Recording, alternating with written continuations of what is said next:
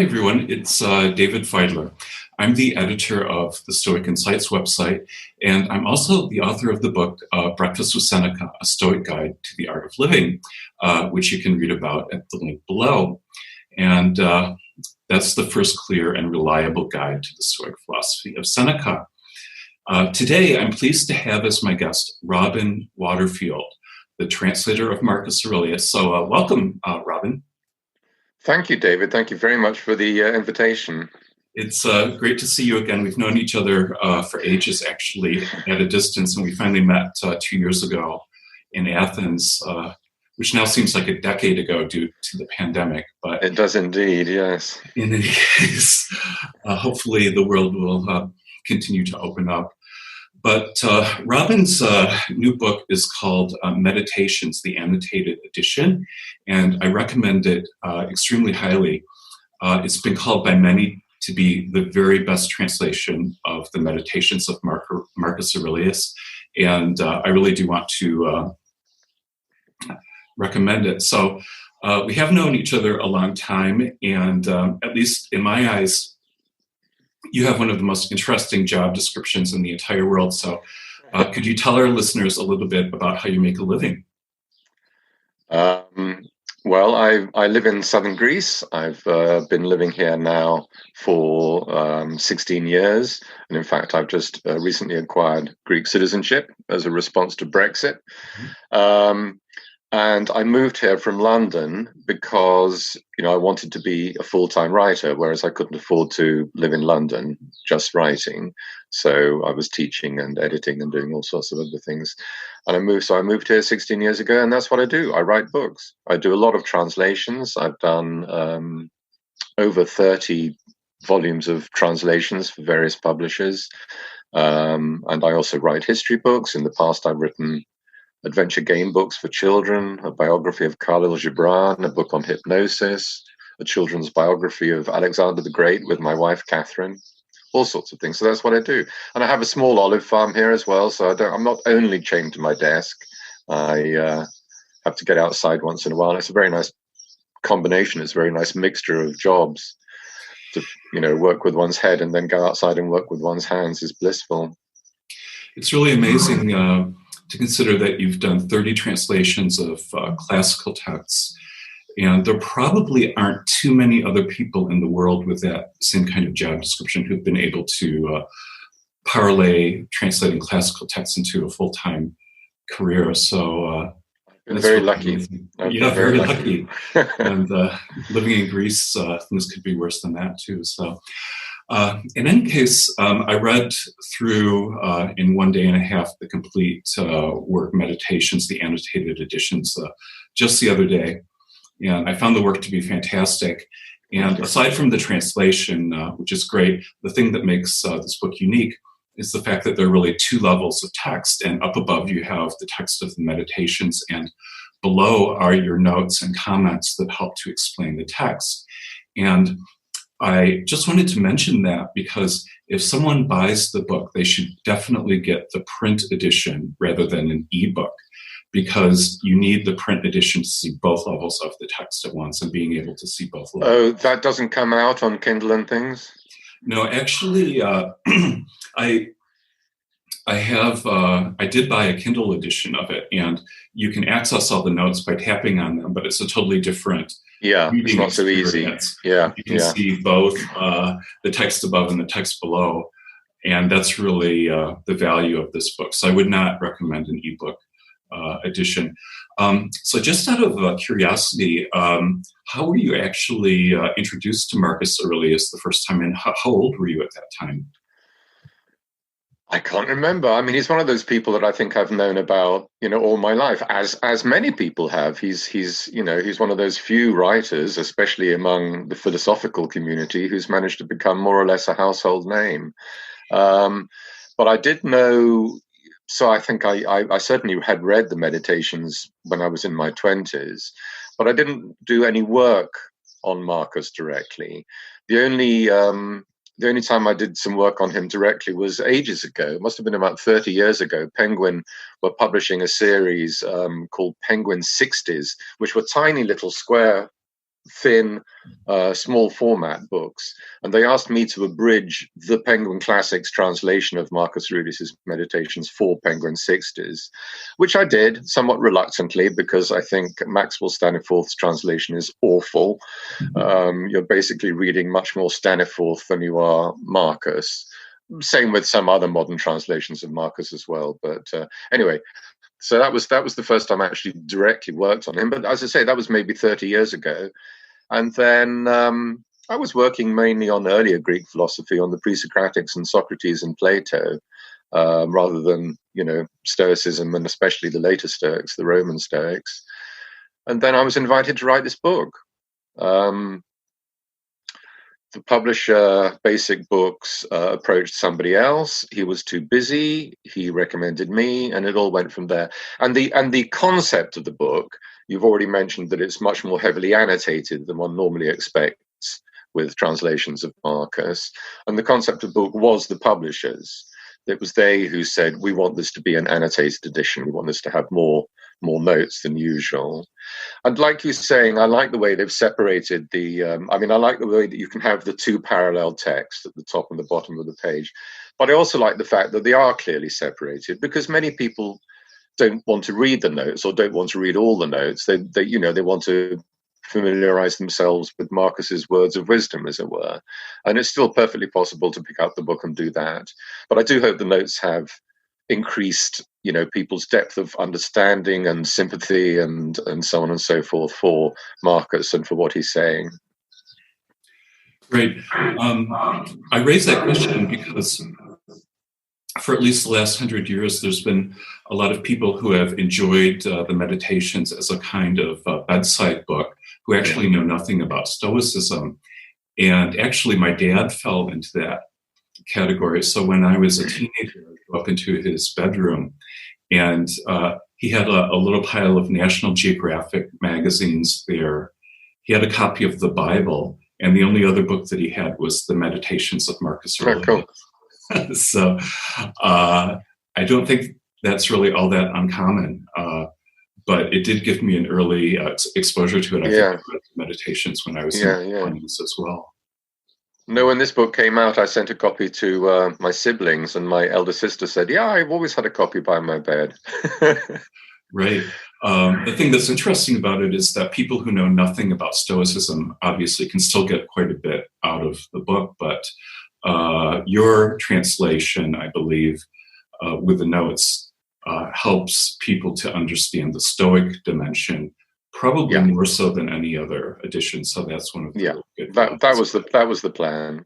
Yeah. As I say, the publishers wanted the notes, but it was me who made the notes, and that my idea was exactly as you say, to lightly introduce people to as much Stoicism as they needed to get more out of the text, to see where Marcus was coming from.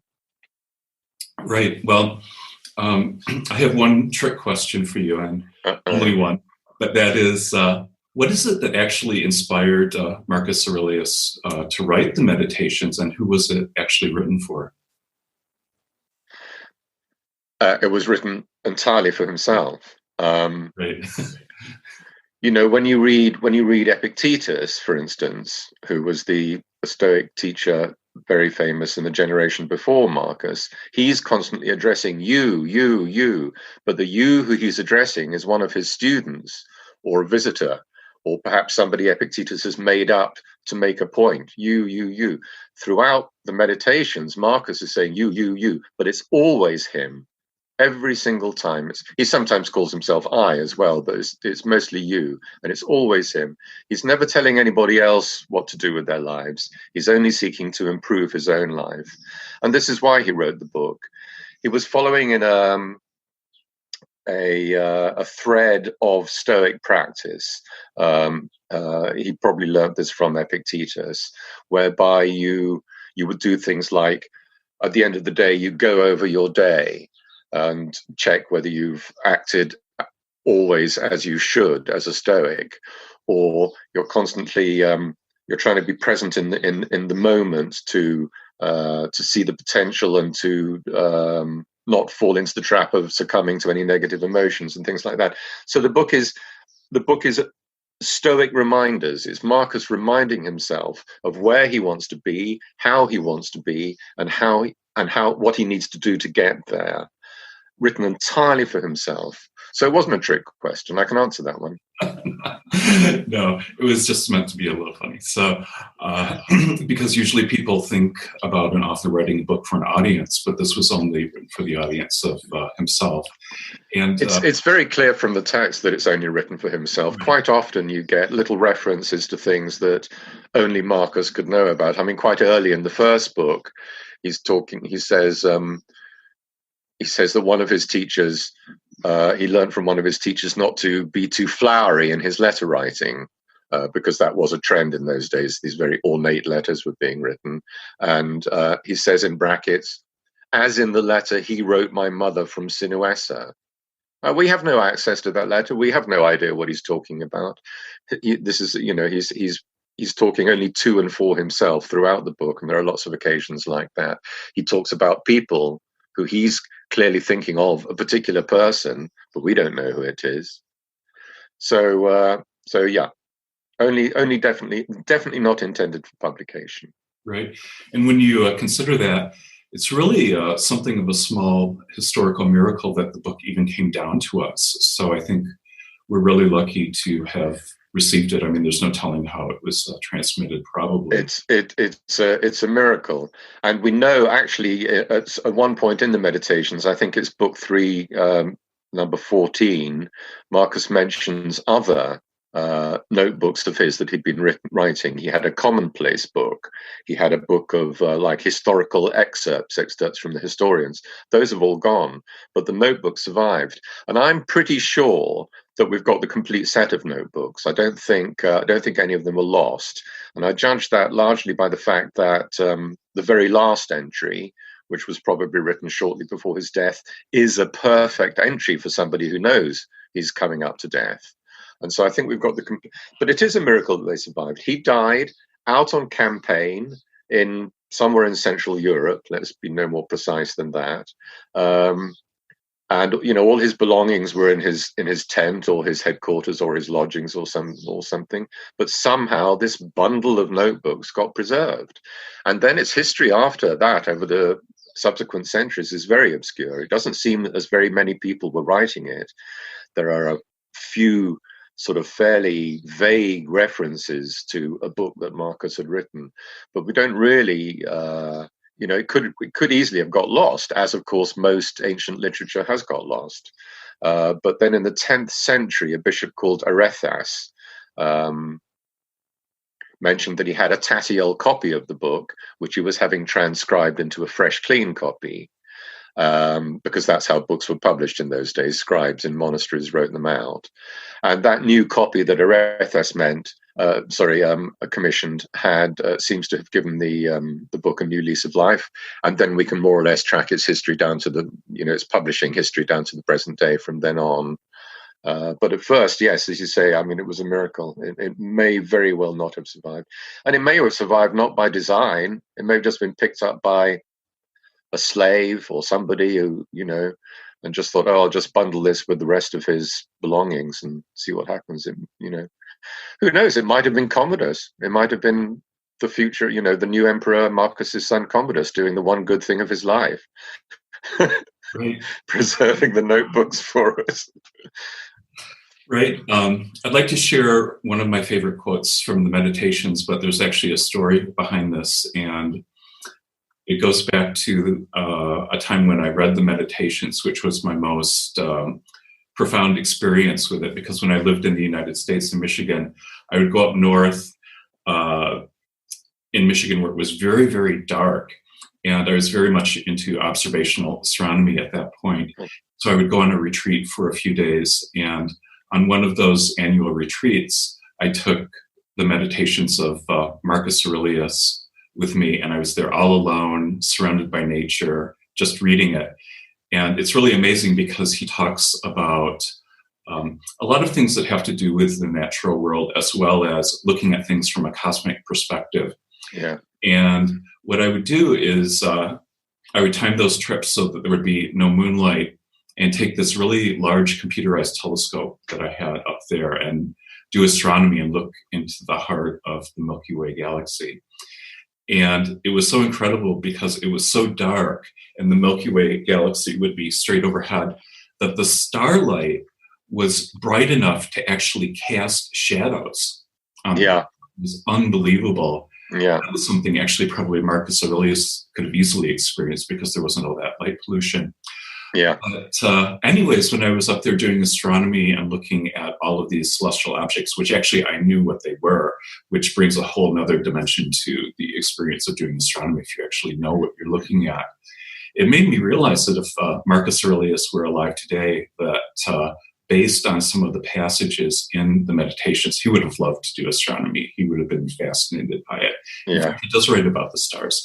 But I want to share this quote because I think I know which one it's going to be, but go on. Yeah, this is. I always think about this in terms of the natural world, and also when I look at like astronomical photos. But it's this quotation: "All things are interwoven with one another. The bond that unites them is sacred, and it's hardly an exaggeration to say that nothing is alien to anything else because they've been formed into a collaborative system. And together they contribute to the orderliness of the same universe." And so whenever I look at a photograph of a beautiful galaxy, I always think about that quote. But if we come back to Earth, I love that quotation because it's this idea that nature is a web of interrelated processes and systems and ecosystems. And so it's like a precursor of our modern ideas of ecology in some sense, in terms of the way that all the living phenomena of the world are interwoven and in some part present in one another. Yeah. And, no, this is a very Stoic insight. Right. Every I mean, they were determinists. Every every event that happens in the world is the result of endless causes interconnected causes stretching back in time. And this was also their justification for things like divination.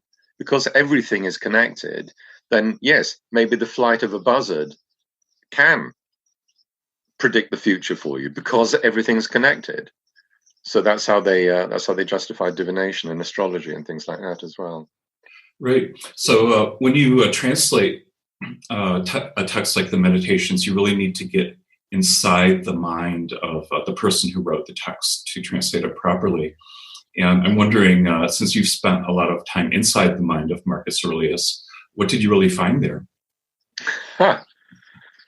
Now that's a tricky question. Well, you probably found a lot of things, but what are some of the things that you find that you really like about Marcus Aurelius the most? I mean, well, I would start with his humility, I think. Mm-hmm. I mean, here's a man who is the most powerful man in the world.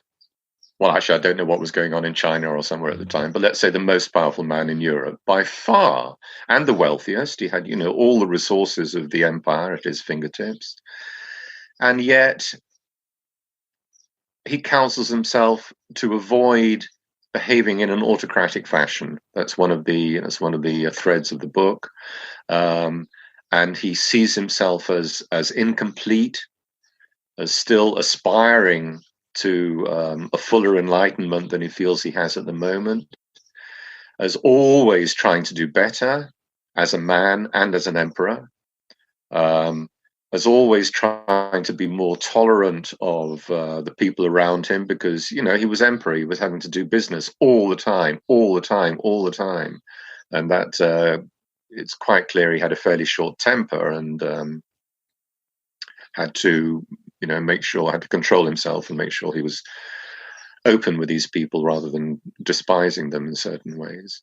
So yeah, just his self-control, his humility, his constant sense of not unworthiness, but his sense that there's always further to go. And this too, I think, is a very Stoic thing, because the Stoics held up this ideal of the enlightened sage, while at the same time saying that such a sage was as rare as a phoenix. So you had to, that was your goal, was to become enlightened, but at the same time, you undertook the quest knowing that you probably would never make it. So Stoicism is very much one of those philosophies of life which is an ongoing quest, not necessarily offering enlightenment at the end, but constant improvement. There is always further to go. There's always more work to do on oneself. Right. Now, a lot of people like to see Marcus Aurelius as being the first and possibly the only real-life example of Plato's philosopher king. And while you don't totally reject that idea, you do question it a bit. And I really love the way at the beginning of the introduction you mentioned the Aurelian column, which has scenes from Marcus's battles defending the northern boundary of the Roman Empire, where he would have the decapitated heads of his enemies brought to him. And I found that to be very interesting because of all of the Roman Stoics, Marcus Aurelius is the one who speaks about Cosmopolitanism the most, which is basically the idea that we're all interrelated, one human family, brothers and sisters.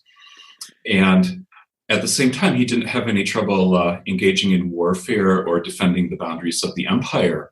Yeah. And there are probably some cosmopolitans today who feel that we should actually have open borders. I actually read a book about that recently where the author defended the idea of open borders, but that's not the way that the Stoic cosmopolitans thought about things in Roman times. And I'm wondering if you might have any ideas about why they thought this way. Well, I mean, I think you've put your finger on a central tension in the book, between, and that's what I was trying to bring out with this, by introducing the Aurelian column, between Marcus's aspirations, his desire to be a philosopher, and the fact that as a Stoic, you have to deal the hand that you've been dealt. That is the absolute core precept in Stoicism, that you accept, the lot that the God, that the rational universe has given you. So there's this incredible tension in Marcus's life between having to do all the awful things he had to do out on campaign as emperor, and yet, as you say, recognizing every human being as his kin, as a relative, as his cousin. And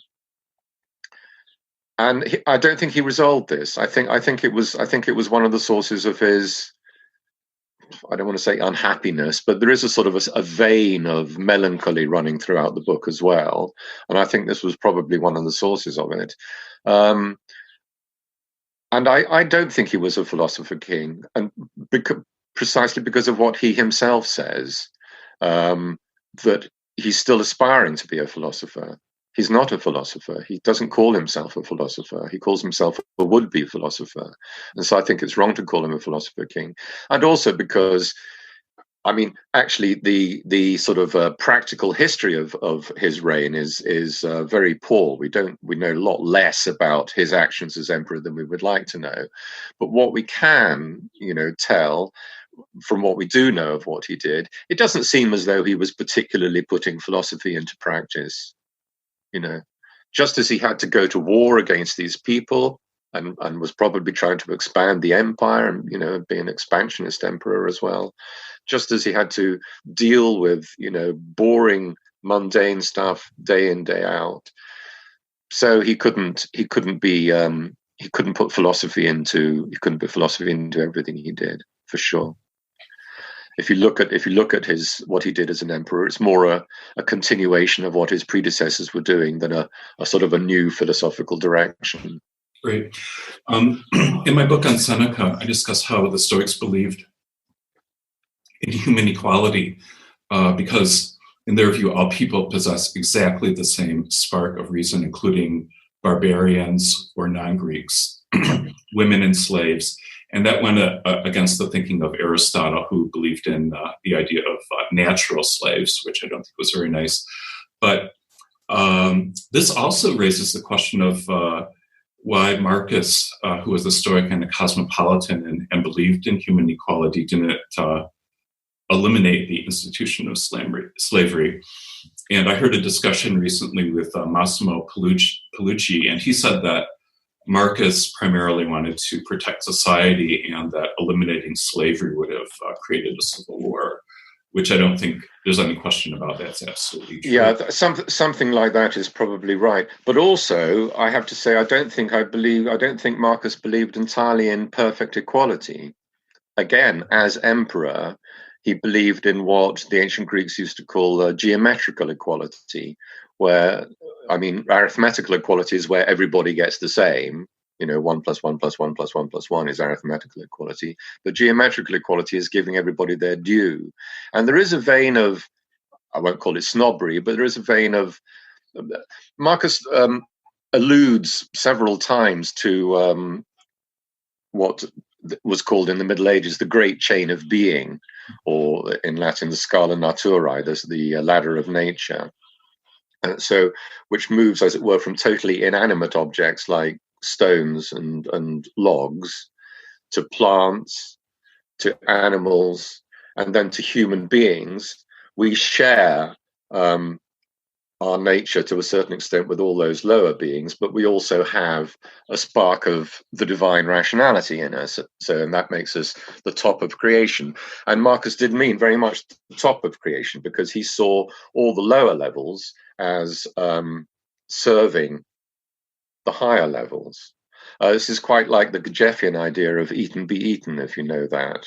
Idea, that each lower level of nature is food, creates energy for the higher level of nature. I was once talking about that with some friends. We were driving along a road in the dark near Cambridge, and we were talking about this concept of eat and be eaten. And we were driving a car at night with headlights on, and an owl swooped down onto the road in front of us and picked up a mouse.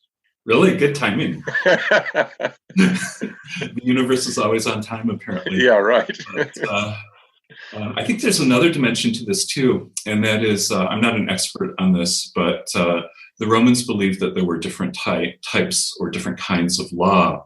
So when we talk about cosmopolitanism and human equality, that for the Stoics was natural law.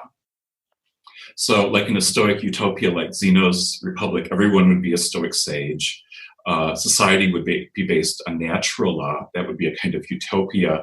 There would be no borders or even countries. There would be perfect equality and no slavery. But in the real world, there's not just natural law. There's also civil law, which is different. And according to civil law, there will be borders that need to be protected. Yeah. Because you can't have a political state without borders. Yeah. And so natural law and civil war were oftentimes in conflict with one another. And Cicero was very interested in this, in the question of how they could be brought more closely together.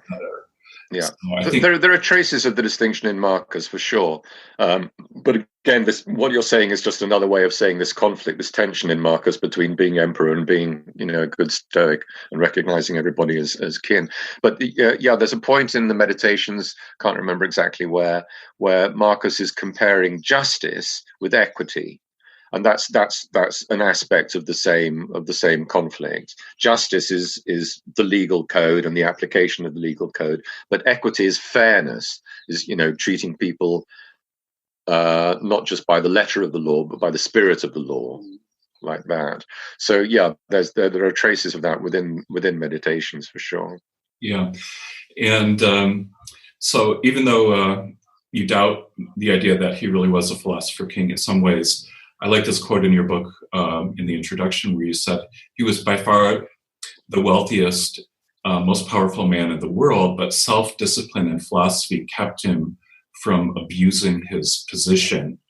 And from that perspective, I think we could clearly say that his Stoic virtues of wisdom, courage, moderation, and justice did influence his rule and his public policy to some degree, because so many Roman emperors basically had absolute power. They all had absolute power, but they did actually abuse their positions.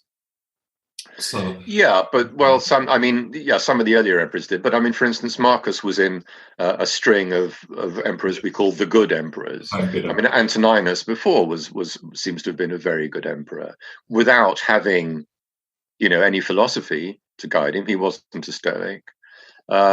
So yeah, as I said, I don't think Marcus got very far away. I don't think his Stoicism penetrated his job as emperor as much as he would have liked it to. Right. It's hard to say.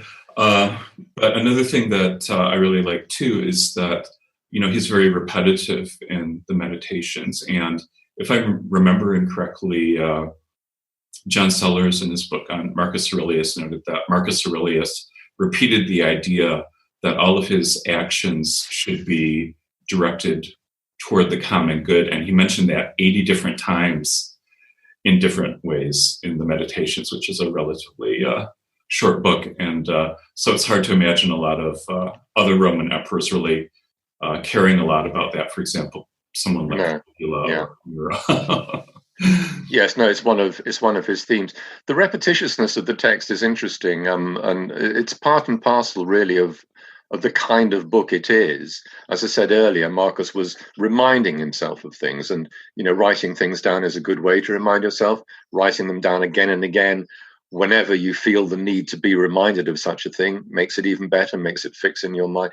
He says at one point, I think notebook 5, entry 16, he says that he wants to dye his mind with the most important precepts.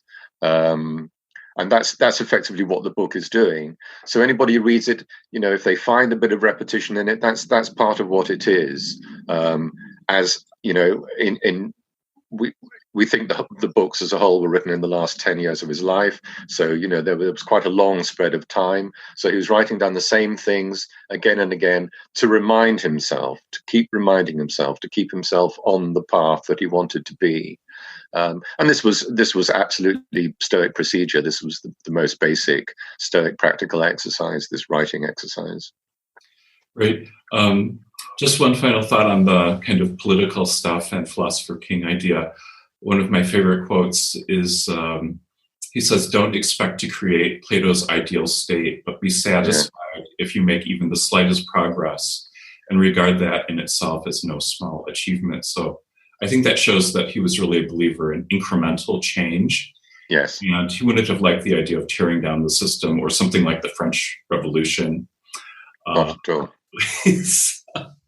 No, he was in many ways a conventional man. I think I think one of the things that attracted him to Stoicism was the Stoic virtues dovetailed, to quite a high degree with traditional Roman virtues.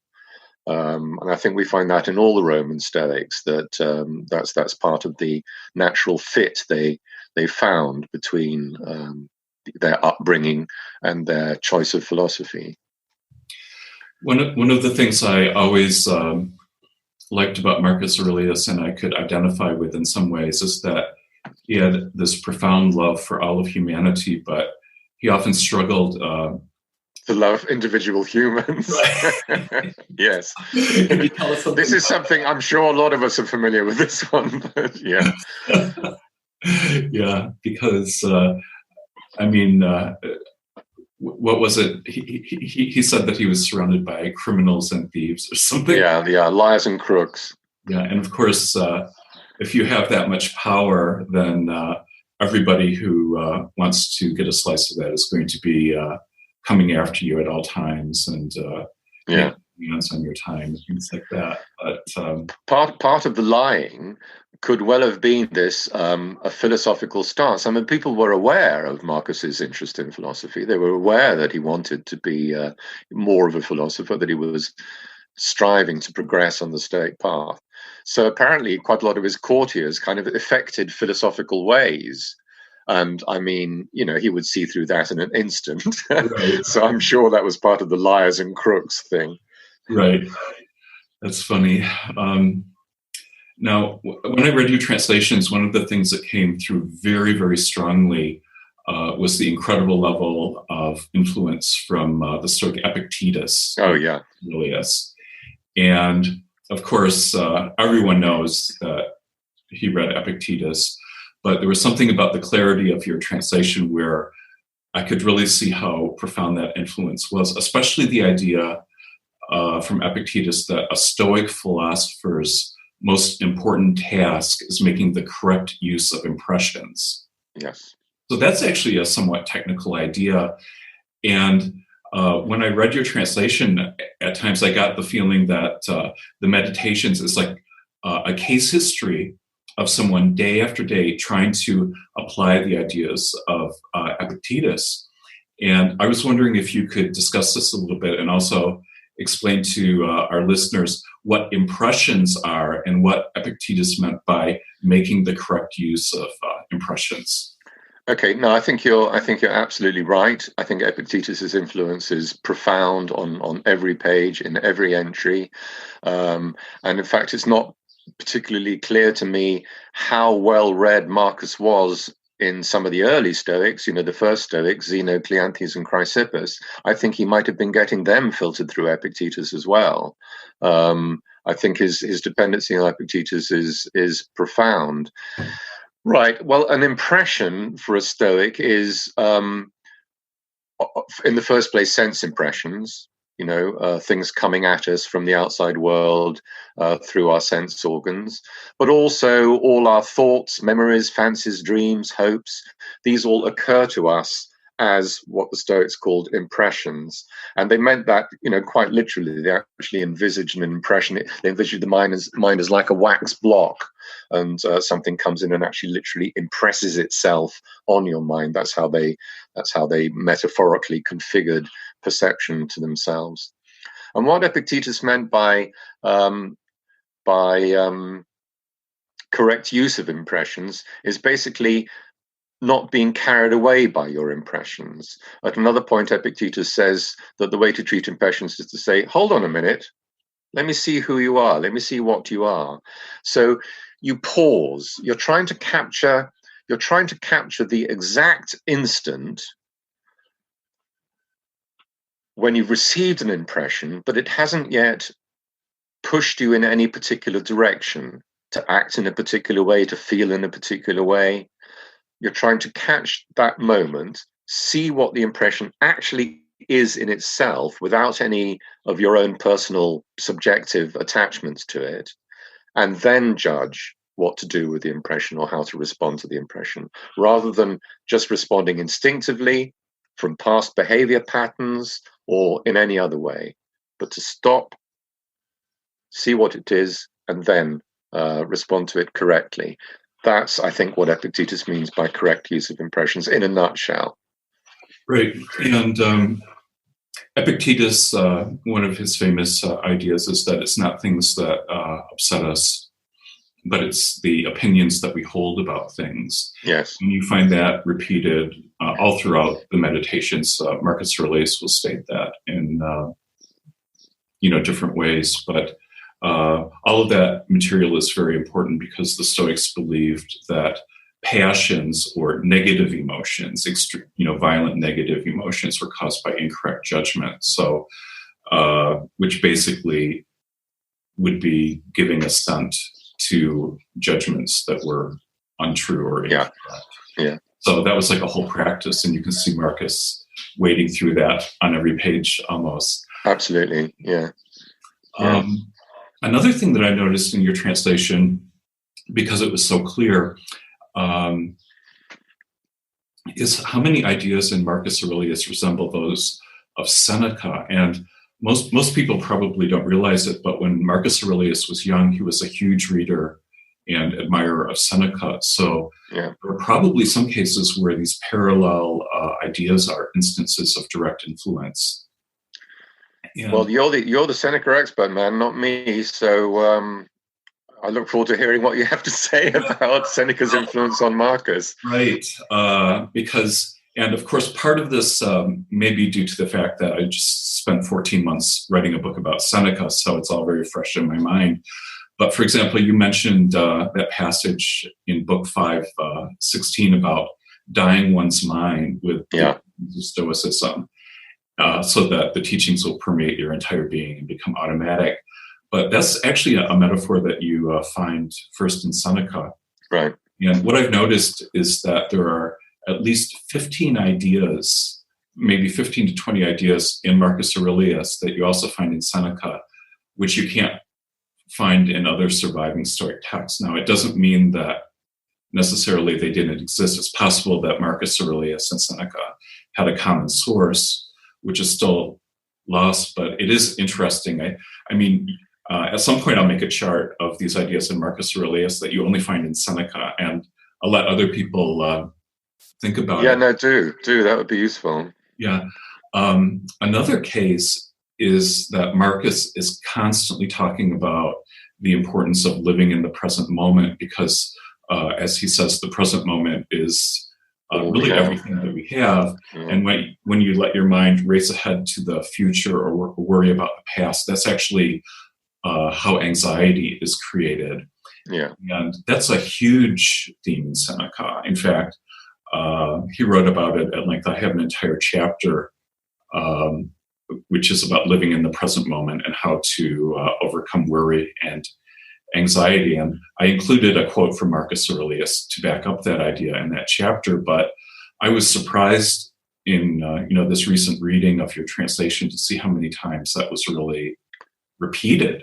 Yeah, particularly towards the end in the 12th book, I think he starts focusing on the present moment even more. Again, I think because he knew he was dying, so time was short. And but we all have this experience. What Seneca and Marcus are talking about.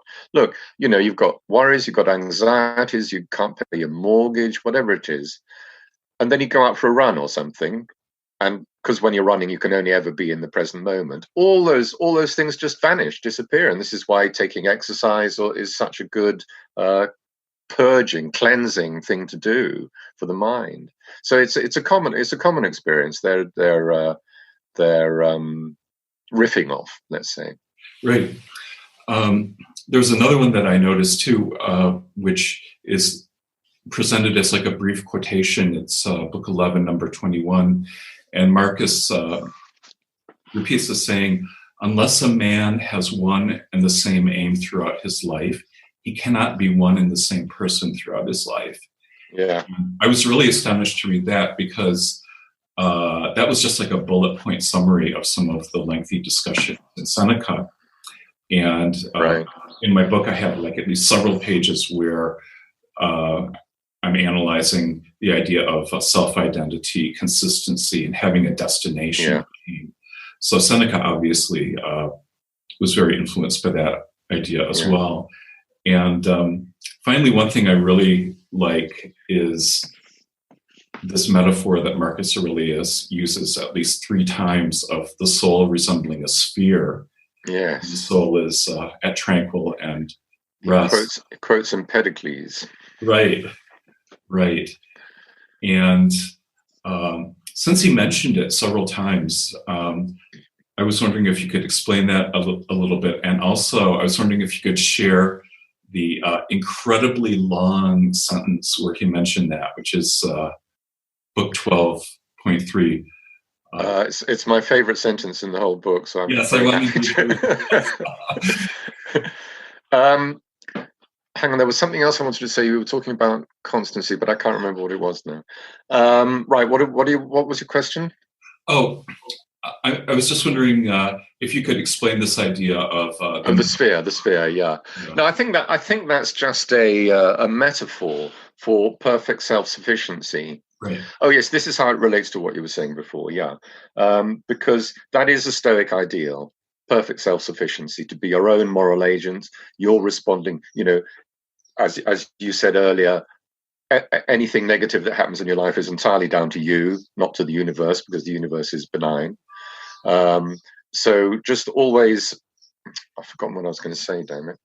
Just constantly aligning yourself with the universe by living in the present moment like that. That wasn't what I was going to say, but we'll leave it there. But yeah, so I think the sphere is just an image of perfect self-sufficiency. This again, but yeah, this is what I was trying to say, that this is something that Marcus found very difficult because he was emperor. He was constantly being taken away from himself to deal with business that he didn't really want to deal with, but had to as emperor. So there's this tension running throughout the book between the desire to be self-sufficient and the inability to do so. So again, we've come back to that constant tension that we've mentioned in different ways several times in the last hour. But yeah, no, I don't think I want to say any more about that. The sphere image. It would make, in Stoic terms, it would make you, that metaphor aligns you with the way the Stoics describe the universe as well, because the universe as well is for them a sphere with nothing outside it. And the universe itself is perfectly self-sufficient because there is nothing outside it. The Stoics were materialists. So, the four elements, earth, water, air, and fire, are interacting all the time within the cosmos. The cosmos doesn't have to take anything from outside to create new material. We die, our elements return to their proper places and are then reformed by the universe into something else, a horse or a tree or, a table leg. That's my ambition. No, but so the sphere is to make yourself, as it were, as an individual, a sphere is to make yourself, as it were, a self-sufficient cosmos. Right. I found it to be interesting because in two of his letters, Seneca uses a similar image, but he's referring to the sun as a metaphor. And in these two passages, Seneca says that the sun represents lasting goodness and virtue and joy, which are all states of a tranquil mind, and that any anxieties or adversities that we have are just like passing clouds floating beneath the face of the sun, which do nothing to disturb the sun or its light. So it's this incredible image of nice, very nice. Yeah. Just to put the sphere thing in context, for centuries, I mean many centuries, throughout Greek thinking, the circular movement was always seen as the most perfect and most divine movement. So he's also sort of linking into that mindset as well. Right. Excellent. Would you like to share that one quotation, which is your favorite one in the book itself? 12.3 coming up. Because it's amazing because it's a single sentence that goes on forever. And you were very brave to translate it that way because... it would have been easy to have split it up into several sentences, exactly. But I thought I could do it. Look, it doesn't go on forever, but it does go on a long time. But the point about it is what really impresses me is the writing skill in it. You have to be very much in command of your material to write a sentence like this. It follows that if you separate from yourself, that is, from your mind, all that other people do or say, all that you yourself have done or said, all that disturbs your peace of mind as looming in the future, all the properties of the body that encases you or of the spirit that is embedded in it that are not subject to your volition, and all that swirls around you, driven by the whirlwind of the external world, until your mind has been released from the bonds of fate and lives purified, untrammeled, on its own, doing what is right, willingly accepting everything that happens, and speaking the truth. If I say you detach your command center from what has become attached to it as a result of its being attracted by bodily feelings, and from all that is to come and all that has gone, and make yourself, in Empedocles' words, a rounded sphere rejoicing in encircling solitude, and train yourself to live the only life you have, that is, in the present moment, you'll be able to pass what remains of your life up until your death with a mind that is tranquil in itself, kind to others, and at peace with your guardian spirit. I mean, that's wonderful philosophy, and it's wonderful writing, and the combination of two is irresistibly attractive to me. It's a really, really nice one. Right, that's a really great passage. So in any case, I'd like to thank you for this wonderful conversation. And again, I want to highly recommend your fantastic work, Meditations, the Annotated Edition, which is available from booksellers everywhere. And this is actually part one of a two-part conversation that we're going to have. And in the second part of the conversation, we're going to discuss the influence of Socrates on Stoicism, because that's actually something that you mentioned in some of your notes. in the meditations, and I think that's it's strange because there is a lot of influence there, but people who write popular books on Stoicism haven't really written about that. So I think there'd be some interest in that. So we'll also discuss where the central ideas of Stoicism actually came from. And if you'd like to access the second part of the conversation, please subscribe to the Stoic Insights YouTube channel and click the bell to receive notifications. I'm sure you've heard that before. And also visit the Stoic Insights website and subscribe to our email list. We only send out about 10 emails a year to announce things that are genuinely interesting, so you won't get a lot of useless emails. Also, if you're watching this video, I'd like to invite you to sign up for my free mini course on the 8 core ideas of Stoicism, and you can find a link to that below this video. So thank you, Robin, for the wonderful conversation, and thank everyone for joining us, and fate willing, we'll be speaking with you again soon. And I was wondering, Robin, if you could leave us with a quotation from the introduction to your book, which would be a very good note, I think, to end on. Coming right up. So this is how I, this is the last paragraph of the introduction to the book. Marcus was trying to encapsulate the magnificent vision of human life and its cosmic setting that Stoicism afforded, and to see how it applied to his personal quest for happiness and his desire to be a good emperor. Meditations shows us a man who was engaged against the odds in an ongoing quest for self-perfection, and although it was written entirely for himself, it encourages others to do the same, shows them a path, and casts a little light on the way ahead. I think that's very beautifully written and a good thought to end on. And so thank you very much for this conversation. We will speak again soon. Thank you for having me, David. That was great. Thank you much for the great gift that you've given us with this new translation that really allows people to see the ideas of Marcus Aurelius with a much greater degree of clarity. Kind words. Thank you. Okay, we'll talk with you soon.